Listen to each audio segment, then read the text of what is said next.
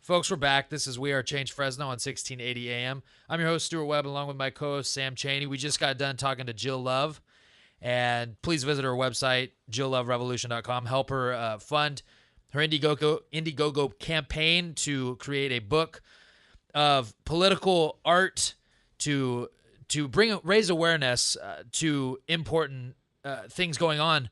And so we appreciate her work. We appreciate her having on. Our next guest is Corey Gunnels. She is out of Chino Hills, Arizona? Actually, it's Marie. Marie is on the line right now. Is it Marie? And she's got Corey with her. Okay, yes. Marie and Corey. Yep. And they're out of Chino Valley, Arizona. Chino Valley, Arizona. Chino! Sam, do you want to bring them in and kind of go over what's going on down there and kind of why we're having them on? Well, they're great geoengineering activists that I see all over Facebook, all over the internet, posting about this geoengineering crime against humanity that's going on. How are you women doing tonight? Great. How are you? We're doing good, thank you. We're doing good. Thanks for coming on the show. Yeah, thank you. Thanks for having us. But we brought you on specifically tonight to talk about this recent event that happened there in Arizona where you live, where you saw military C-130s dropping this I don't even know. Can you describe what they're dropping out of the planes there on you? Sure. On November 5th, this is Corey, and I live in Prescott, which is about 8 miles southwest of Chino Valley, where Marie is from. And anyway, I was outside on the 5th of November, and close to 4 o'clock in the afternoon. It was about 3:55, something like that. And I heard a very loud plane, unusual, looked up and saw a large C-130 directly followed by 2 other planes. A very unusual configuration because those 2 planes were following it so closely in a straight line. So I had my cell phone in my hand, and I quickly changed it to camera and just hoped that I could get a shot, a photo, which I was able to do. So I called Marie, and she lives in the direction these planes were flying, and I asked her if she would run outside to see if she could see them, because it was just so unusual, and she did. And speaking to her, she then all of a sudden, just exclaimed, oh my gosh, and I said, what? And she said, don't you see it? And I said, see what? And she said, the sky just filled. She said, it looks like these long 50-foot raindrops just coming down. And so within a couple minutes, because of the prevailing wind coming west toward me, my sky also filled. And what we saw is just a shimmering, long, for me, what I saw was about 10 to 20 feet long, shimmering webs, similar to a spider web, much longer. The sun was glinting off of them, and this persisted heavily for an hour's time. Very bizarre, very bizarre. And so you took this to your local CBS 5-station KPHO there, and they did a report about it. You want to explain to our audience a little bit about the report that they did? The report actually came later. The very first thing we did, we both called the EPA. The Environmental Protection Agency, who's supposed to be looking out for the environment, right? You would think so. Well, that's what they portray themselves as. Oh, correct. Well, that's easy. The initial contact, the woman I spoke to, she was very nice. And she said, listen, if this is happening in real time, you're in Arizona. We happen to be in EPA Region 9, which is headquartered in San Francisco. She said, I want you to call somebody closer. And she said, I want you to call Arizona Department of Environmental Quality, and she gave me the name of a woman and her inside line, as well as... Now, is that a state agency or a federal agency? It's a state agency. Okay. Yeah, Arizona Department of Environmental Quality. And anyway, I didn't reach anybody directly, so I filed an online report. And on that report, it says who your referring agency is, and so I marked the EPA. And I'll let Marie Snow take it from there. She made some calls as well. Hi, it's Marie. Hi. Hi. How's it going? Oh, good. I contacted the EPA also and the ADEQ. The ADEQ states that because it's an airplane emission, it is not their problem. Oh, of course. Okay, this was not an airplane emission. We saw the webs coming from the direction of the aircraft. We didn't see it coming from the aircraft, which it was an immediate happening. As soon as the craft flew over my head is when these fibers started falling. Like they're dumping it out of the back of the C-130. No, actually, when Corey called me, I saw the C-130 with the two escorts, and one of the escorts did a U-turn and headed north toward my home. And Corey and I were still on the phone, and as it began to pass overhead is when these fibers started falling. And like I've said before, anything that falls from the direction of an aircraft can't be too healthy. So I became really alarmed, and I went inside and put gloves on and decided to take some samples. Yeah, that's scary. And so now we're getting to the part of the story where you reported to the CBS Channel 5 there, or? Yes, I contacted about 5 different networks, and CBS got back to us first. And they came up and did an interview, and they failed to submit many, many facts that I basically what happened is they spun the interview. Yeah, you know what? One thing that happened is they wouldn't take a sample while Marie was present. They took a sample supposedly after the interview was over. Yeah.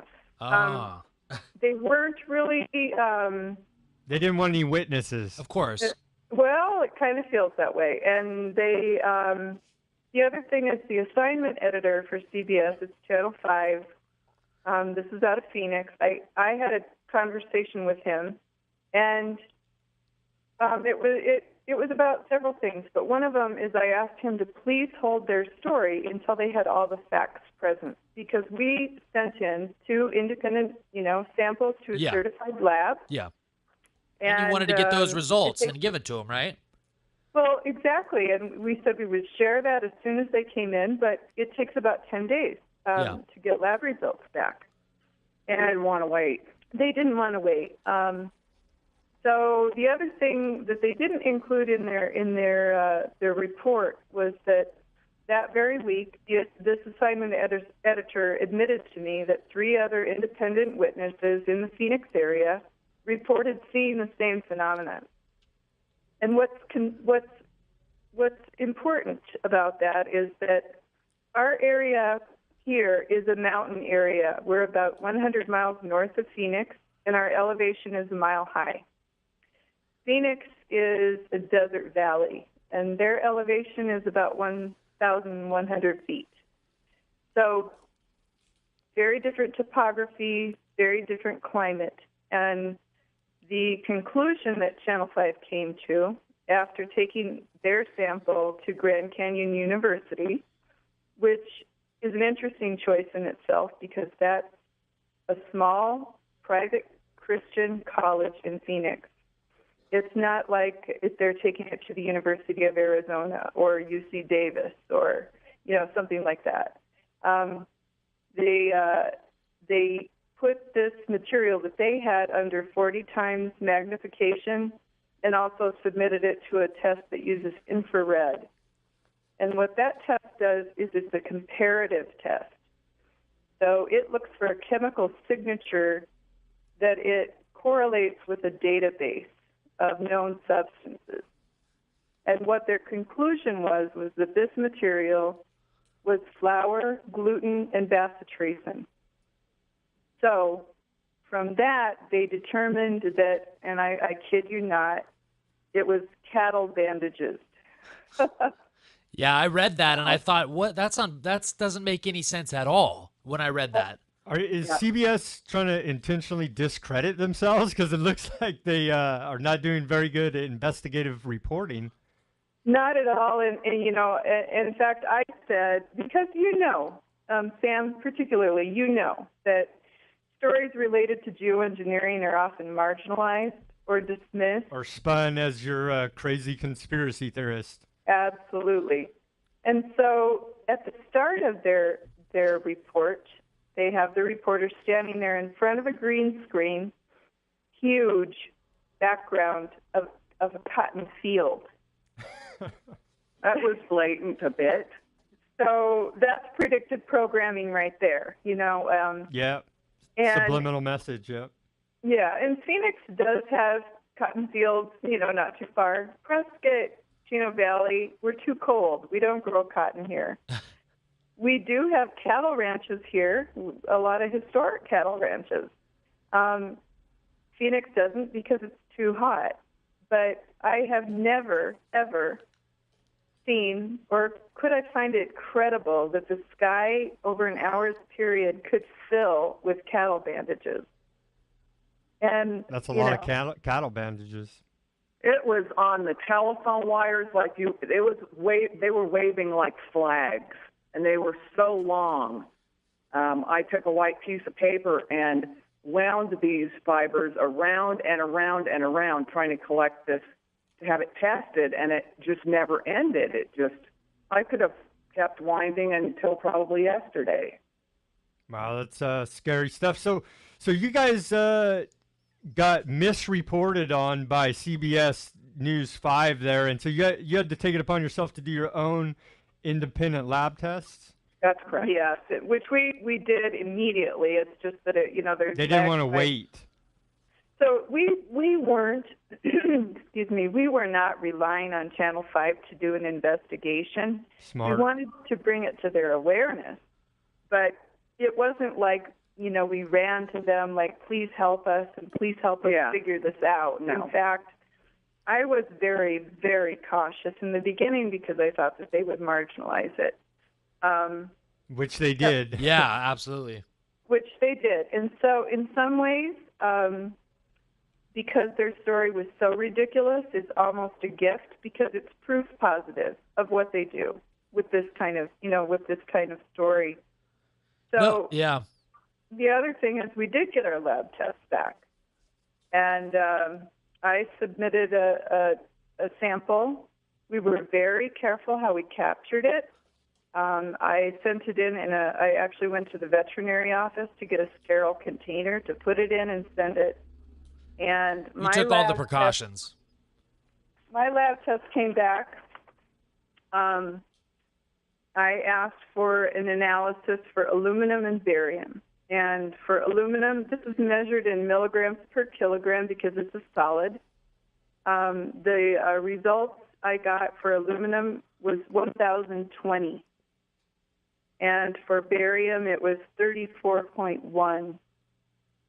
And I'll let Marie tell you what hers was. I tested for aluminum and strontium, and my aluminum level was 421, and my strontium was 70.8. So those are heavy metals being dropped onto us, but then told by a mainstream local media outlet that that's something completely different, that they tested something completely different. That's right. During the interview, I decided not to even mention geoengineering because I wanted the lab results to speak for themselves. So we just did the investigation. We went and I showed them on a fence where some fibers were. They looked at it, they interviewed me, and I don't know what happened after that, but what they collected didn't look at all like what we saw that day and what we collected. Right. Yeah, well, the fruit of their labor, that CBS station, is sour. It doesn't taste good, so you'll obviously go to other media outlets and give them the real information with all the facts because they already butchered the story to make you look like it was no big deal that we're being sprayed. So now, did you find that? Were you guys already familiar with geoengineering a little bit, or is that why you were kind of, actively, you knew that this was probably a big deal? That hey, this stuff is dropping from these C-130s. We should probably report on this and figure out what's going on. Exactly. Well, there was some irony that this happened, that I witnessed the planes coming over and that I called Marie, because I could have easily been somewhere in the car. I could have been doing dishes. I could have been reading a book, or, taking the dog for a walk, or my husband's laughing. He walks the dog. Anyway, you know what I'm saying. It's the irony of catching this. We're both anti-Jew engineering activists and have been for years. Wow. That is ironic. Yeah. In fact, right after the interview, I was scheduled and did go to Redding, California for the 11/21/14 climate and geoengineering. Yeah. A clear and present danger. I was the MC for that event, and I moderated the panel of experts. So we're familiar with it, and we knew that this unusual flight going over and the sky filling. We knew the likelihood that it was something related to geoengineering. We needed to test it. So coincidence? Yeah, it's really ironic. Just in general, the systems that the system pushes actually is a weapon against them. You were actually able to do your own report, send it to media outlets, and get in contact with people like us, like Intel Hub, and you were able to push the story because the mainstream media is dying completely because they don't the fruit of their labor is sour. Period. They're suicidal. They won't even report on their own self being poisoned. It's so ridiculous. Yeah, they're that compartmentalized. I mean, why is geoengineering why do you think the system is so scared of people reporting on this, and they're so set on making everyone that talks about it a conspiracy theorist? Is it because if people really knew what was going on, if we actually accepted it, there'd probably be massive protests, don't you think? Or very scared people. Some people prefer not to. Cowards. They want to keep their head in the sand and be safe. Yeah, they're a bunch of cowards. And I just pulled up an article. It's not like this is anything new. The Army sprayed St. Louis with toxic aerosol during the 1950s, and that's out of the AP. That's a couple years old article. But I mean, we know that there's a long history of the U.S. government testing chemical weapons on its own people, and so for them to deny it and act like nothing ever happens like that is just utterly ridiculous. It is. Well, we also know from rain, soil, snow tests, blood tests, that those three, especially those three, aluminum, barium, and strontium, are related to geoengineering. They do match up with about 150 patents. We do know that this is weather modification with the stratospheric aerosols. And for some of your listeners, yes, a layman's term for that would be chemtrails. But we're not supposed to use that term. Yeah. We try to use the science term because when people Google it, if you use chemtrails, it does go straight to the conspiracy and the debunker sites.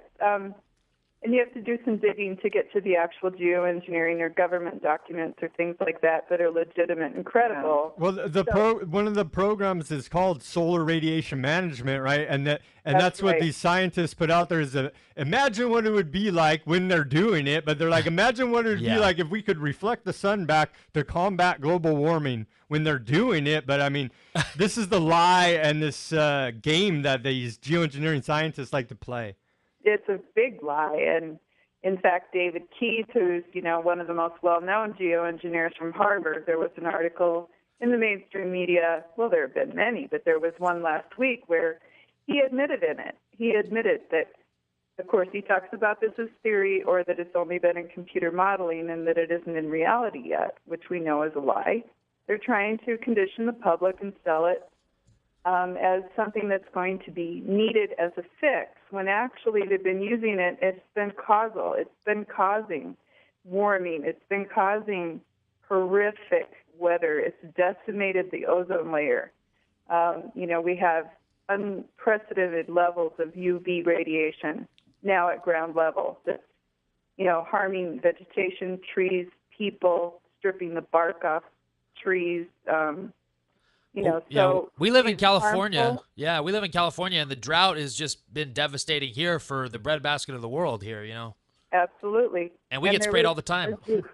There was a geoengineer insider interviewed by, actually, it's on geoengineeringwatch.org. You can look that up. There's part 1 and part 2. It's called An Insider Speaks. And he says California is a sacrifice zone.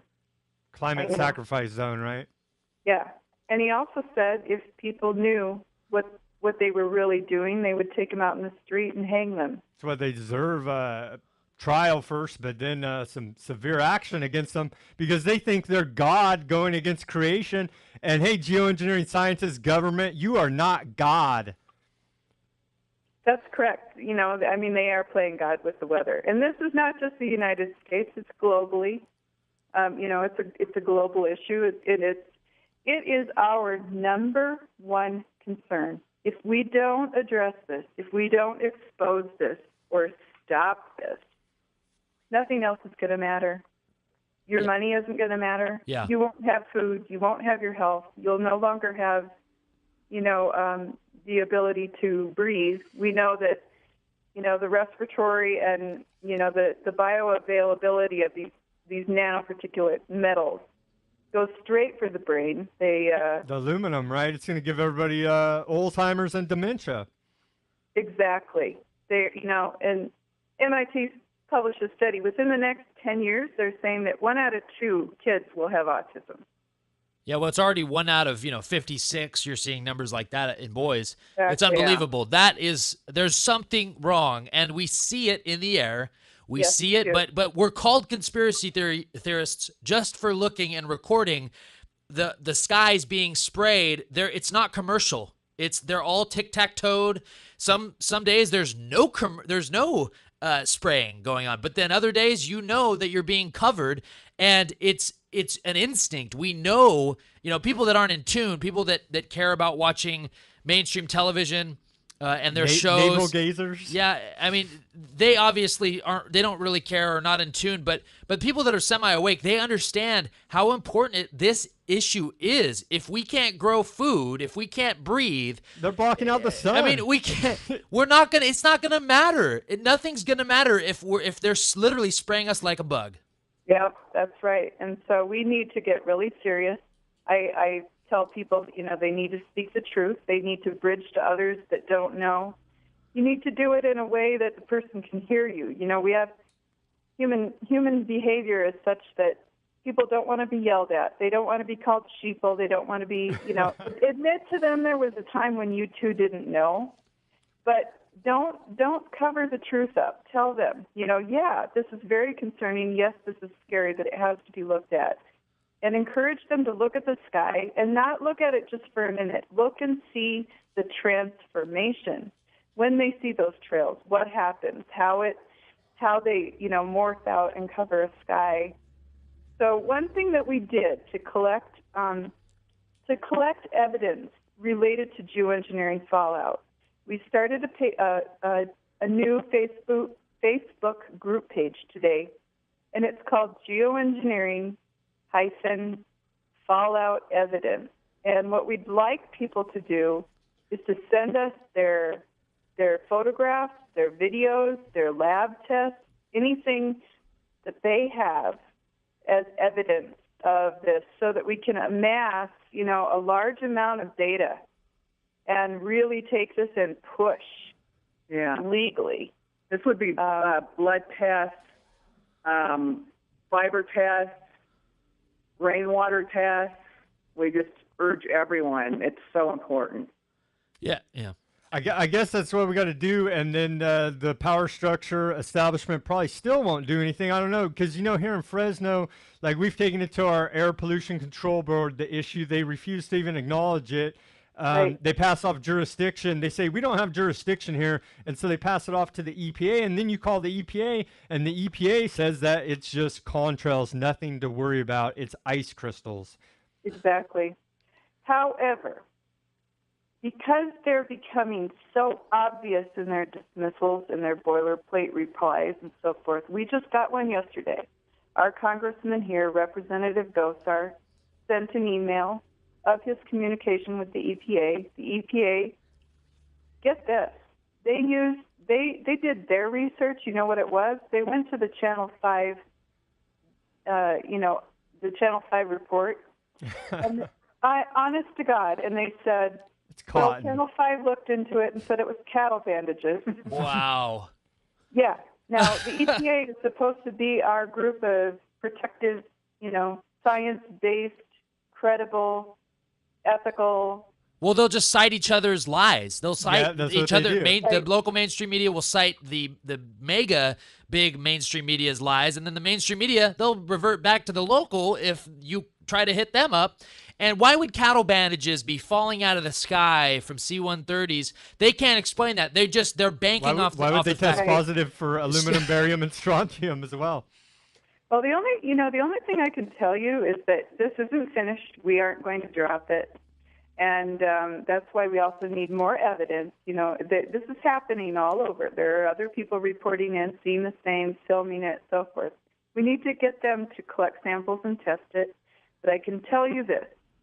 On the inside of the EPA, there are people that are concerned that have been in discussion with others, specifically in California. So we're in Region 9, even though we're in Arizona.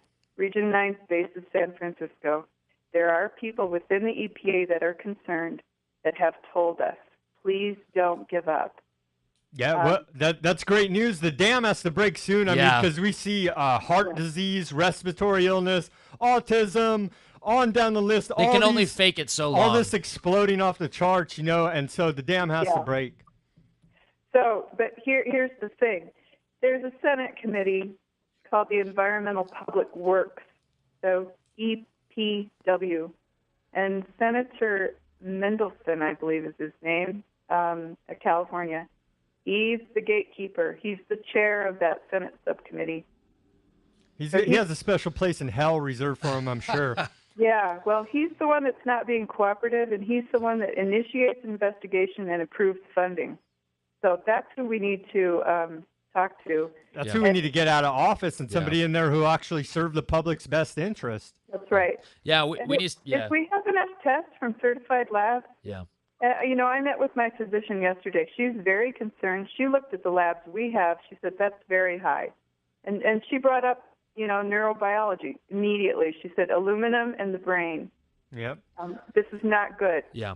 We got about 20 seconds, but could you throw out your Facebook group or any websites you want to plug? We got about 15 seconds. Sure.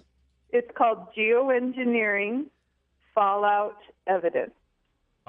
All right. Thank you so much, ladies. We will keep in touch with you, and please give us as it goes on. Give us more information on the story. Keep up the good fight. Thank you. Thank you. This show is sponsored by We Are Change Fresno. We Are Change Fresno. We Are Change Fresno. And she said, I want you to call Arizona Department of Environmental Quality, and she gave me the name of a woman and her inside line, as well as. Now, is that a state agency or a federal agency?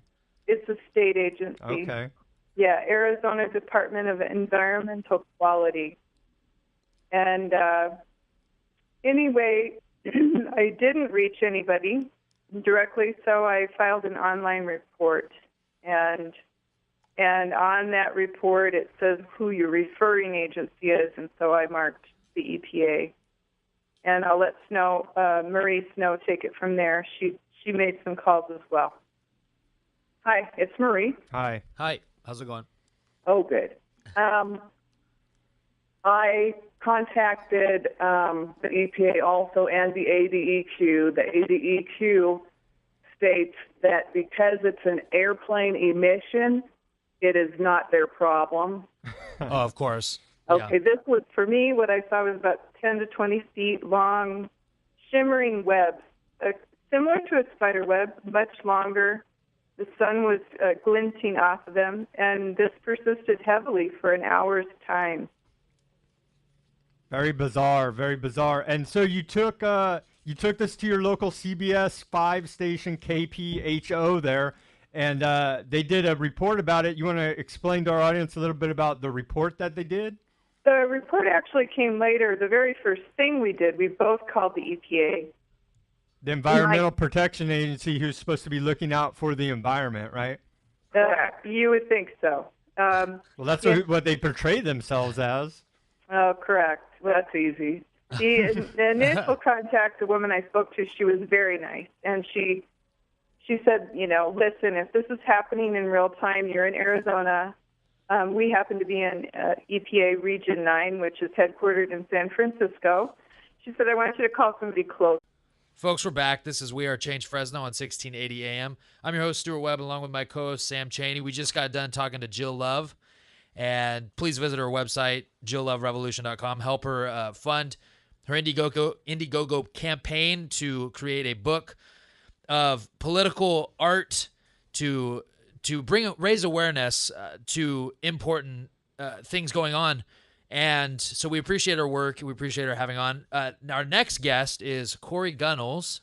She is out of Chino Hills, Arizona? Actually, it's Marie. Marie is on the line right now. Is it Marie? And she's got Corey with her. Okay, Yes. Marie and Corey. Yep. And they're out of Chino Valley, Arizona. Chino! Sam, do you want to bring them in and kind of go over what's going on down there and kind of why we're having them on? Well, they're great geoengineering activists that I see all over Facebook, all over the internet, posting about this geoengineering crime against humanity that's going on. Straight line. So I had my cell phone in my hand, and I quickly changed it to camera and just hoped that I could get a shot, a photo, which I was able to do.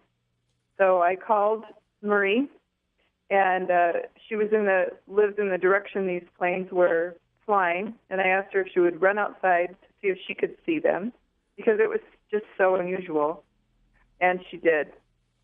And speaking to her, she then all of a sudden, just exclaimed, oh my gosh, and I said, what? And she said, don't you see it?